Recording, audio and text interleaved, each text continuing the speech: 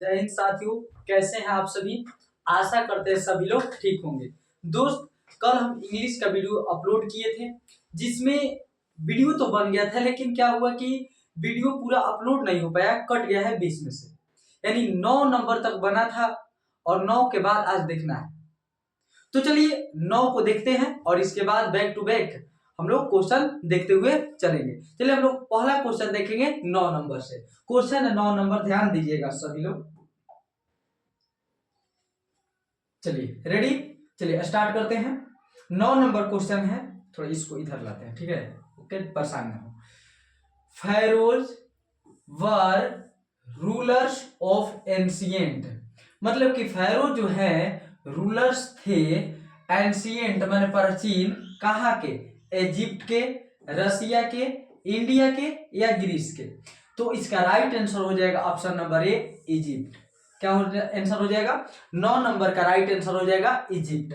यानी कि फैरो जो थे यह इजिप्ट के थे। कहाँ के रूलर थे? फैरो जो थे वह इजिप्ट के रूलर थे। चलिए नेक्स्ट प्रश्न की ओर बढ़ते हैं। अगला प्रश्न देखते हैं अपना, ध्यान दीजिएगा। यानी क्वेश्चन नंबर अब हम लोग 10 देखेंगे। 10 नंबर क्वेश्चन है, civilization is the state of development of a, मान सभ्यता जो है इज द स्टेट है डेवलपमेंट का, के डेवलपमेंट का, पीपुल, एनिमल, बर्ड या नॉन लिविंग थिंग्स। मतलब कि देखिए, मतलब सभ्यता जो है किसके विकास का, एक वो माने किसके विकास का हम लोग स्टेट कह सकते हैं। तो सभ्यता जो है वह एनिमल से रिलेटेड नहीं है, बर्ड से रिलेटेड नहीं है, नॉन लिविंग थिंग निर्जीव से संबंधित नहीं है, ये संबंधित है पीपुल से। यानी कि 10 का भी राइट आंसर हो जाएगा ऑप्शन नंबर ए। चलिए आगे बढ़ते हैं, नेक्स्ट प्रश्न देखते हैं। और अपना 11वां प्रश्न है, कितना प्यारा प्रश्न है, ध्यान से देखिएगा। 11 नंबर प्रश्न है, Indian glory is did it is, मैं इंडियन ग्लोरी डेड है कि इट इज। अब देखिए ऑप्शन है movable, immovable, ignorant and uncivilised. यानी आपके सामने 4 ऑप्शन दिया गया है। और देखिए का है, लाइने है, ये जो लाइन है Indian glory is did it is, ये कभी कभी एक्सप्लेनेशन में भी पूछ देता है। इंडियन ग्लोरी, समझिएगा फिर से, क्या है?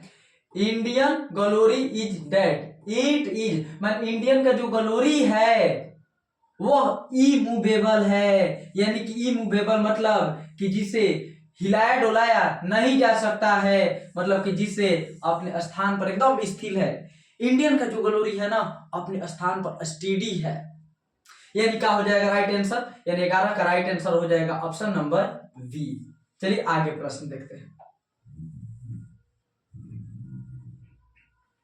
12 नंबर प्रश्न, ध्यान दीजिएगा,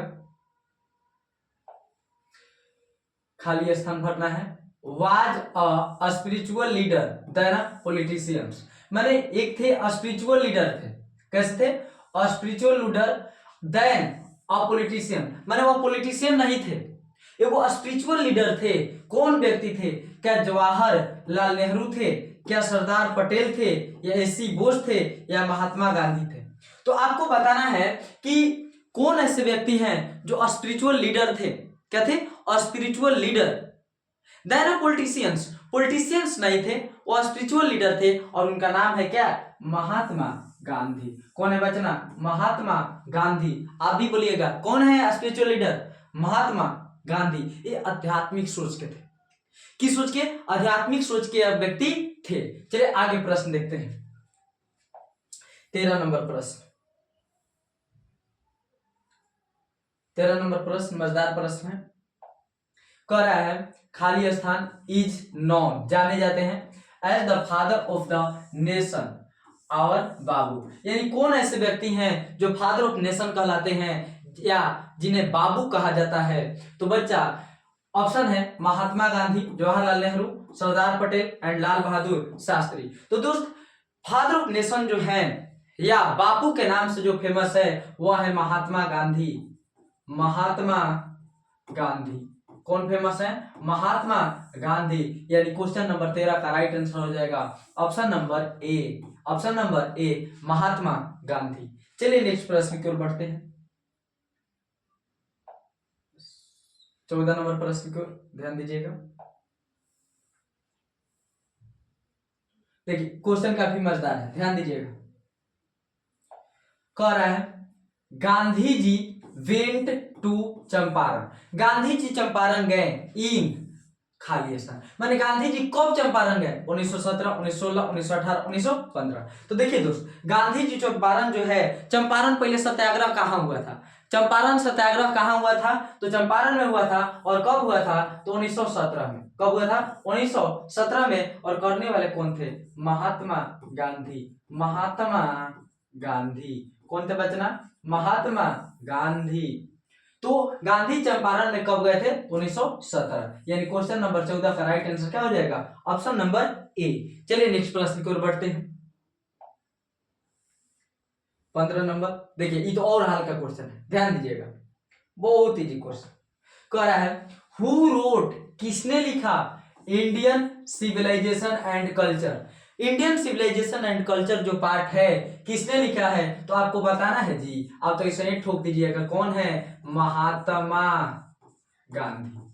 कौन है? महात्मा गांधी। यानी क्वेश्चन नंबर 15 का राइट आंसर हो जाएगा option number A. Option number ए। चलिए नेक्स्ट प्रश्न पूछते हैं। नेक्स्ट प्रश्न की ओर बढ़ते हैं और क्वेश्चन नंबर 16 हम लोग देखेंगे।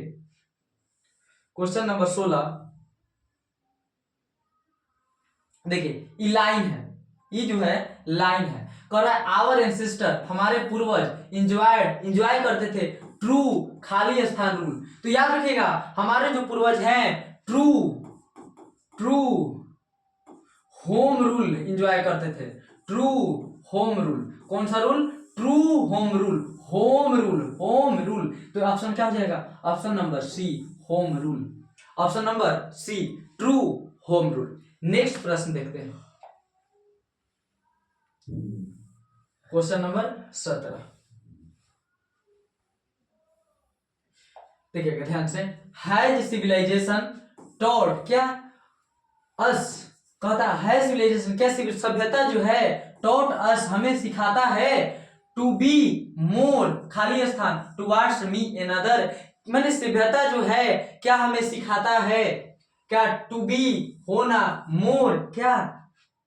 तो इनेमी दुश्मन, एंग्री गुस्सेबाज, अपसेट या फ्रेंडली। तो सभ्यता जो है हमें सिखाता है क्या? फ्रेंडली रहना। मैंने यदि आप सभ्य हैं तो स्वाभाविक बात है इनेमी तो बनिएगा नहीं, आप कैसे रहिएगा? फ्रेंडली, सभी के साथ मिलजुल करके। कैसे रहेगा? सभी के साथ है मिलजुल करके। चलिए नेक्स्ट प्रश्न की ओर बढ़ते हैं। अगला प्रश्न देखते हैं हम लोग। देखिएगा ध्यान से। कह रहा है हु यूज्ड, कौन यूज करते थे ट्रूथ एंड नॉन वायलेंस, मतलब कि सत्य और अहिंसा, सत्य और अहिंसा as the chief weapons against the British rule in India. यानी ब्रिटिश रूल के खिलाफ कौन ऐसे व्यक्ति हैं जो ट्रूथ एंड नॉन वायलेंस जैसे हथियारों का यूज करते थे? तो वह व्यक्ति कौन थे? अपने बापू, father of nation, Mahatma Gandhi, यानी एम गांधी। यानी क्वेश्चन नंबर 18 का राइट आंसर हो जाएगा ऑप्शन नंबर ए। चलिए नेक्स्ट प्रश्न की ओर बढ़ते हैं और आज का हमारा 19वां प्रश्न देखते हैं। क्या है 19वां प्रश्न? ध्यान दीजिएगा, एकदम बहुत ही बढ़िया प्रश्न है, ध्यान से आप लोग समझिएगा दोस्त। वीडियो काफी मेहनत से बनाया जा रहा है, तो प्लीज चैनल पर नए हो तो चैनल को सब्सक्राइब कर लीजिएगा, और वीडियो पर पहली बार आए हो तो वीडियो को अपने तमाम दोस्तों के पास भी शेयर करने का प्रयास जरूर कीजिएगा, ताकि हम लोग को मोटिवेशन मिलती रहे। ठीक है, चलिए आगे देखते हैं। हु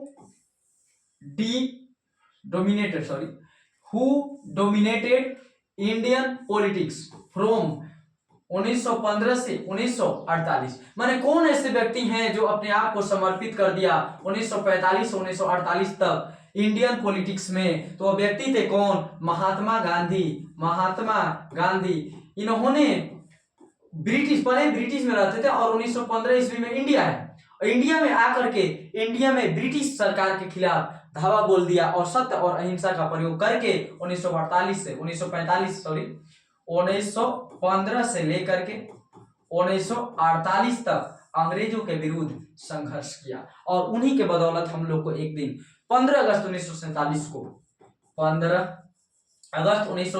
को हम लोग के देश को क्या मिली, आजादी मिली। चलिए नेक्स्ट प्रश्न की ओर बढ़ते हैं। यानी इसका राइट आंसर भूल गए कौन थे, महात्मा गांधी, यानी कि 19 का right answer option number C. चलिए नेक्स्ट प्रश्न की ओर बढ़ते हैं। देखिएगा ध्यान से, और यहाँ पर लिखा हुआ है जैसे देख रहे होंगे 2018 में पूछा जा चुका है एक क्वेश्चन।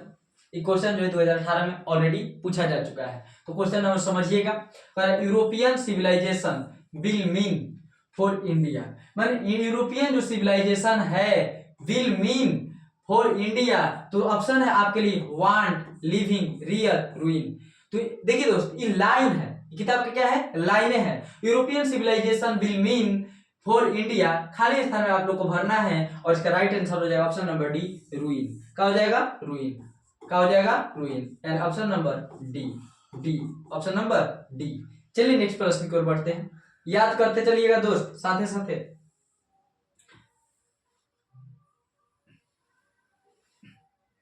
देखिएगा ध्यान से, ठीक है।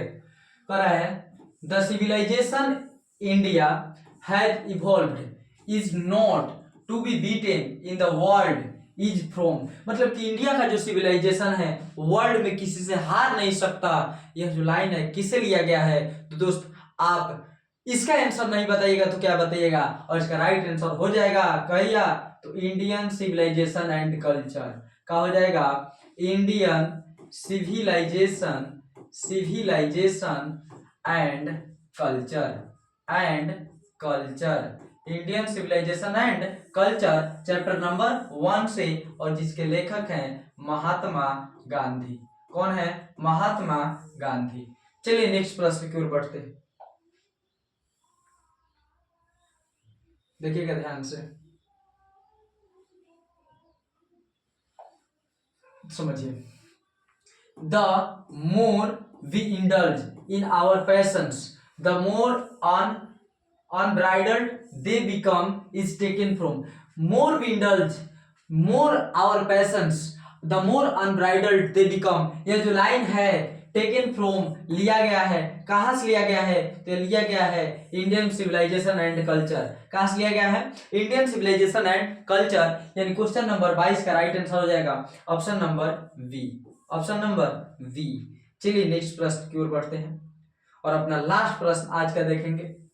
एक चैप्टर है और यहीं से समाप्त होगा, और हम लोग नेक्स्ट वीडियो में चैप्टर नंबर 2 देखेंगे, भारत इज माई होम। जिसके लेखक कौन है, जिसके लेखक कौन है, आप लोगों से क्वेश्चन पूछते हैं, भारत इज माई होम, इस चैप्टर के लेखक कौन है, चैप्टर के राइटर कौन है, इसका आंसर आप लोग कमेंट बॉक्स में बताइएगा। कहां बताइएगा, कमेंट बॉक्स में। और इतना ही नहीं, आप किस जिला से हमारा वीडियो देख रहे हैं, बिहार के किस जिला से आप वीडियो देख रहे हैं, ये भी कमेंट में जरूर बताइएगा, ताकि हमें पता चले कौन कौन से जिला के वीडियो हमसे लोग देखते हैं। चलिए क्वेश्चन है, a man is not necessarily happy because he is rich or unhappy because he is poor is taken from, मतलब कि लाइन जो है कहां से लिया गया है, तो इसका राइट आंसर हो जाएगा option number A, Indian civilization and culture, यानी 23 का right answer option number A, Indian civilization and culture. उम्मीद करते हैं समझ में आया होगा। यदि वीडियो पसंद आए तो वीडियो को लाइक कीजिएगा, चैनल पर नए हो चैनल को सब्सक्राइब करिएगा। ऐसे ही वीडियो को पाने के लिए बेल आइकन बजाना नहीं भूलिएगा। चलिए मिलते हैं नेक्स्ट डे, तब तक खुश रहिए, स्वस्थ रहिए। जय हिंद, धन्यवाद।